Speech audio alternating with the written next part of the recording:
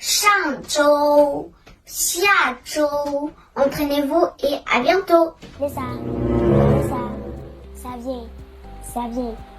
Vanessa, continue, ça vient, Seigneur. Bonjour et bienvenue sur cette chaîne. Si tu n'es pas déjà abonné, je t'invite à t'abonner et à activer la cloche de notification. Ici, on parle de business, de motivation, de développement personnel, mais aussi des sujets d'actualité. Si je devrais donner un titre à cette vidéo, je dirais que la société que nous avons est le fruit de l'éducation que nous avons. Le système éducatif, social et scolaire engendre la jeunesse que nous avons. Dans cette vidéo que je t'invite à suivre maintenant, tu sauras de quoi il s'agit.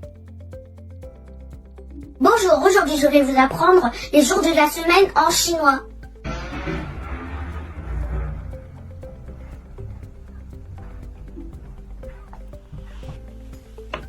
Zhou, zhou, zhou yi, zhou er, zhou san, zhou si, zhou wu, zhou liu, zhou ri. Avec le mot zhou, on peut avoir zhou mo, yi zhou, liang zhou, san zhou, shang zhou, xia zhou. Entraînez-vous et à bientôt. Ta maman dit c'est toi qui vas prier avant qu'on mange. Vas-y, on t'écoute. Maman, est-ce que je peux prier comme papa? Prier comme papa? Papa là, il prie comment? D'accord. Oui. Vas-y. Vanessa, ça vient. Vanessa, continue, ça vient. Seigneur. Oui, vas-y.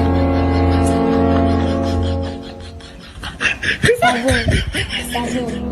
Gossé, tu vas où? Ça arrive. TikTok est une application chinoise. Facebook est une application américaine. Twitter, c'est pareil. Les WhatsApp, Snap, tout ça c'est américain.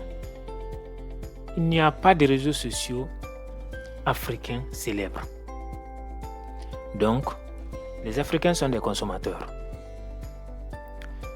Sur l'Internet, les Chinois qui ont créé TikTok viennent sur TikTok pour donner des cours, pour montrer aux enfants comment on apprend à devenir une grande personnalité de demain, comment on devient quelqu'un de mûr intellectuellement, pour montrer aux enfants comment on met en place une société consciente, une société de demain capable de défendre intellectuellement, spirituellement, culturellement le pays, la nation, la société. En Afrique, les Africains qui ont découvert ces applications et qui n'ont rien créé, les Africains qui sont tombés sur ces choses-là, viennent pour se déshabiller. On vient parler du sexe. On fait la promotion des femmes à moitié nues. On fait la promotion de la médiocrité. On fait rire avec des injures. On raconte les intimités à la place publique. Sur les réseaux sociaux chinois, un petit Chinois viendra pour faire la promotion de l'excellence, pour donner des cours sur la technique et la technologie, pour parler de créativité, pour parler d'invention. Dans les télévisions chinoises et américaines, on parle de science. Quand les mêmes télévisions arrivent en Afrique, c'est pour parler de telenovelas. C'est pour mettre le football. Il n'y a absolument aucun programme scientifique. Je ne connais aucune télé africaine qui parle que de la science. Si ça existe, je ne connais pas de médias, je ne connais pas de magazines scientifiques. Tout ce qu'on voit, c'est soit la politique, soit le football, soit la musique, soit les danses, soit les réseaux sociaux, soit telenovelas. Mais ces mêmes Africains qui sont dans ce processus continu de médiocrité et de culture de la médiocrité disent que c'est la France le problème. Ce sont les États-Unis qui viennent voler les minéraux. C'est les Chinois qui viennent voler nos affaires. Imaginez que même un petit Chinois travaille pour gagner de l'argent. Jusqu'à les Européens, les Américains sont obligés de se déplacer de chez eux pour aller en Chine, pour enquêter et voir qu'il y a des petits-enfants qui n'ont même pas encore l'âge de travailler, qui sont en train de travailler pour être payés. Ils disent que c'est pas bien, que c'est de l'exploitation. En Afrique, les vieux, les messieurs même qui sont censés enseigner l'excellence aux enfants, le travail et la valeur du travail aux enfants, prennent ces mêmes enfants-là, leurs fils, leurs filles, pour monter sur les réseaux sociaux, danser, remuer les fesses, parler de sexe, faire la promotion de l'intimité, parler de tout ce qui est censé être tabou pour se sentir libre, faire rire. C'est ça la société que nous avons en Afrique. C'est une société de consommation. Les Africains ne créent rien. On n'invente rien. Aujourd'hui, si on évalue l'importance de la Chine par rapport à l'Afrique sur le monde, toutes les grandes marques technologiques sont intimement liées à la Chine. Les smartphones que vous avez, les ordinateurs portables ou bureautiques, les drones sont tous montés en Chine. Il y a des entreprises chinoises qui prennent les commandes de ces gens, ils fabriquent ces machines, ils les assemblent et ils mettent juste le nom de l'entreprise sur le produit. En Afrique, il est même rare de trouver quelqu'un qui a une marque reconnue, à plus forte raison, trouver un endroit ou bien un pays qui fabrique quoi que ce soit. On est une société de consommation, le continent le plus peuplé du monde, mais le continent le plus médiocre du monde. Aujourd'hui, on devrait faire disparaître la Chine de la carte du monde. Le monde serait en retard, le monde reculerait de plus de 50 années en arrière. Aujourd'hui, si on enlevait l'Afrique sur la carte du monde, je crois que le monde connaîtrait plutôt du progrès parce qu'on s'inquiéterait moins pour l'immigration. Ce n'est pas de la faute de l'Occident si on en est arrivé là. Ce n'est pas l'Occident qui a développé le Japon après la Deuxième Guerre mondiale. Ce n'est pas l'Occident qui a acheté des smartphones pour la jeunesse africaine. Ce n'est pas l'Occident qui a rendu médiocre le système éducatif africain.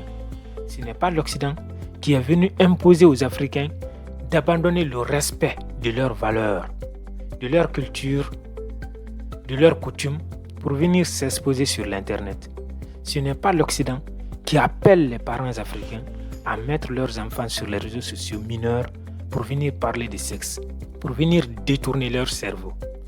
L'Occident n'est pas responsable de l'échec de l'Afrique et de la jeunesse africaine. L'Afrique a choisi d'être médiocre. L'Afrique a choisi la médiocrité et l'Occident n'a fait qu'encourager l'Afrique. Nous sommes dans un monde où quand tu veux être quelque chose, quand tu veux être quelqu'un, tu trouveras toujours quelqu'un qui veut t'aider à être ce quelqu'un. Il y a des Libanais qui quittent le Liban pour partir aux États-Unis, étudier le business, venir dans les pays européens étudier le business. Et ensuite, quand ils ont leur diplôme, au lieu de repartir au Liban, ils partent en Afrique pour s'installer là-bas, pour créer des business.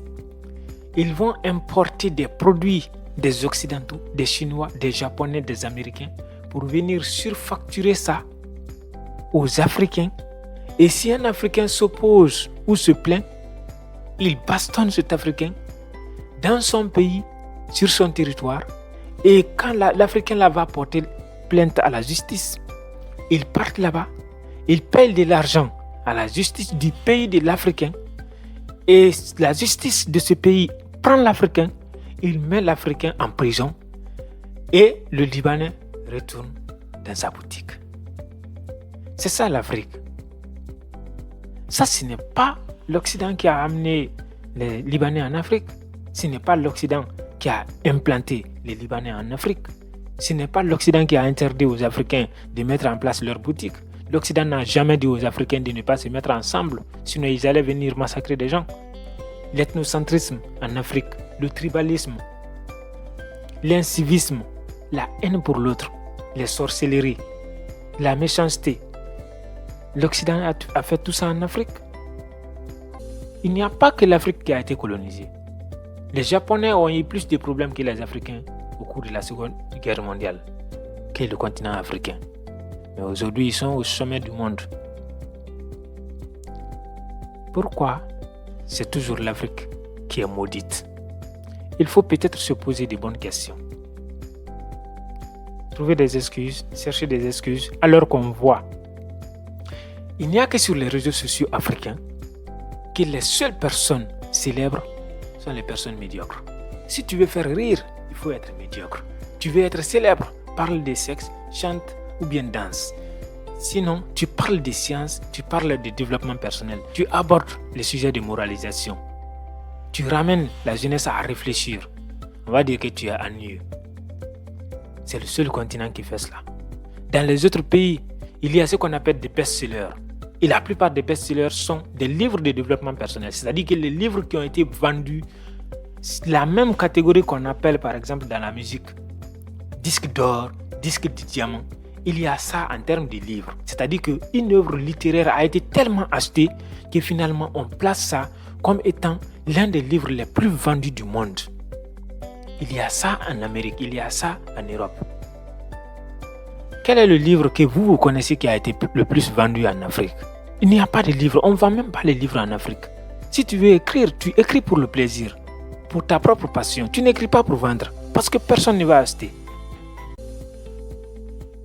Les Européens lisent des livres, les Américains lisent des livres, ça leur permet de créer. Quand ils créent, ils viennent avec leur création en Afrique, les Africains achètent. Ils consomment en abondance. Et ensuite on fête. La bière n'est pas fabriquée en Afrique. Mais c'est en Afrique que la bière est le plus consommée. L'alcool, les préservatifs, tout ce qui est pulsion, tout ce qui est fête, c'est en Afrique que ça existe en abondance. Il faut peut-être mieux réfléchir et mettre un frein à tout cela. Faire une prise de conscience. Sinon, dans 50 ans, ça va être pire.